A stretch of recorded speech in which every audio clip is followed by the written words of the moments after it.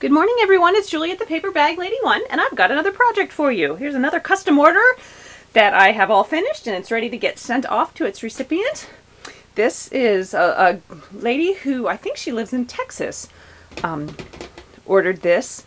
Her son is getting married, and she is in charge of the rehearsal dinner extravaganza, and she wanted something that the guests could sign. So it's kind of like a wedding guest book, except it's for the rehearsal dinner. So she told me what their colors were, and their names, of course, are David and Sarah, and that they're very outdoorsy folks. So the colors were navy and khaki. So this is an old paper pad. I think it was called a butcher's block. I have had it for years, and I think I had one in like a burgundy color too. And it's funny, I had just gotten this out. It had been sitting in my drawer for a long time, and I had just gotten it out and sort of pulled the papers and thought, okay, I'm finally going to make an album out of this, but hadn't cut it yet. And then I find out here these are wedding colors, and I know this isn't exactly khaki, but it's as close as I could find. So here we go. So this is what I did. So I used burlap and my Tim Holtz Tattered Florals die to cut some flowers, and then my coffee dyed flowers and my doilies. Some are coffee dyed, some are not. And then these flowers are I am roses, and then the leaves are, I believe, Wild Orchid Crafts leaves. And then this paper, the light colored paper, is, here it is. It's, whoops, Artsy-licious by Chatterbox. And it was double-sided. Here's like a big pattern on this side, and this one's like a tinier one. And the whole thing is that paper, and I bought it because I thought it looked kind of wedding-y, and I would use it for an album sometime. So here I'm using the fine side on this, and then you can't really see it on here, but you'll see it when we open it up, so I'll tell you when we get there. So anyway, so here we go, and as you can see, there's some leaves here, and what I took was, here we go. These are K & Company die-cut cardstock, 21 pieces. And they look like that, and I had bought 2 sets of these a number of years ago. And I was actually hoping to find a tree, because they actually have a tree on their wedding invitation, but I don't have a tree. So I used these different ferny looking things because they're outdoorsy. And then what I did was laid them down, and as always, I'm unprepared when I do a video.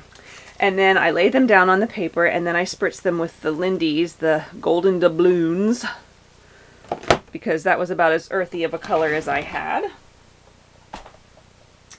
And then lifted it and let it dry, and so that way you kind of have, you can still write on it, of course, but that way you have kind of like this little earthy image there. And then it's an 8x8 album, and then what I did is I cut the paper into 6x6, and then I took some thicker like cardboard, like backs of tablets and stuff like that, some chipboard, and then put it underneath this so that when you write on it, your album's a little sturdier and not all smushified all over the place. So anyway, so as you can see, I just kind of went throughout, and it's all the same pretty much throughout, but I'll flip through for you. But you can see some metal pieces I used here. This is a little tiny bead cap. I'm not sure if I think Mo does have those over at Butterbee Scraps. I know she has these right here. And this little doodad, she sent me a pack of those for my birthday. I'm not sure if she has them listed in her store yet, but I'm fairly certain she's going to at some point. So those are basically, oh no, there's one other here. I used this metal piece also. I think it's like a, I don't know what it is, if it's like a spacer bead, and then I have a brad through it. So those are the metal pieces that I used in here, all of which you, I think, can or will soon be able to get over at Butterbee Scraps. But anyway, so I'll just flip through, and then I use different punches. This is a punch that is the way it is. This one is a one-edged punch, but what I did was I punched one edge and then flipped the paper around and punched the other edge. You can't really see a whole lot of it, but anyway. So there we go. We'll just flip through. Again, pretty basic, because you want places for the guests to write. And that's it. Oh, and there's the back. I love you.